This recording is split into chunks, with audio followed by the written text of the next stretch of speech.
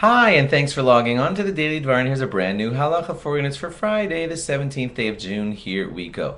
Chalent, that wonderful food that we usually have at Shabbos lunch. You never too much think about what bracha to make on it because you usually say hamotzi at the beginning of your Shabbos meal, and that hamotzi pretty much covers all the brachas for your entire meal, barring exceptions. So you almost never make a bracha on your chalent. But let's say you're just having some chalent as a snack on a Friday night, there are halachic ramifications as to how to get it out of the pot.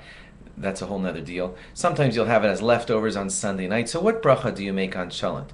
Well, the answer is it depends on what the ingredients in the chalent are. Firstly, if it's a chalent that has a lot of barley in it, then most of the time the bracha on that chalent is going to be borei mine mazonos.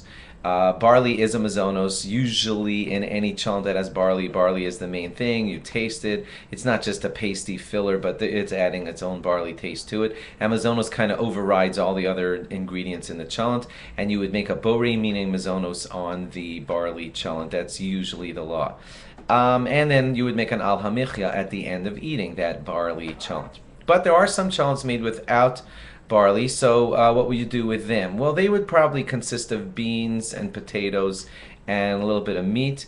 If everything's kind of small and it all just smushes around together on your spoon, the bracha on that kind of chalent would be borei pri hadama, because it would be mostly beans and potato, which are adama, and not probably enough meat to warrant its own separate shehakol. So probably the bracha on that kind of chalent would be borei pri hadama, and the bracha afterwards would be borei nefashos. Third kind would be a chalent that was made up of beans and potato and meat and some kishka thrown in.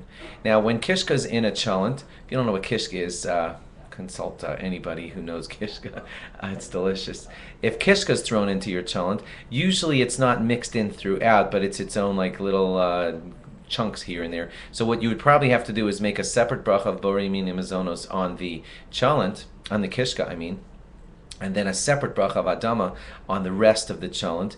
That's what you would do if there were a delicious little find here and there of pieces of kishka in your chalent. And by the way, just lastly, if you were to decide on your own that, well, my chalent has hadama, beans and potato and meat, I feel like making a shehakol on the meat also, that's questionable. It really is, it can be considered a bracha for nothing, so be careful about doing that.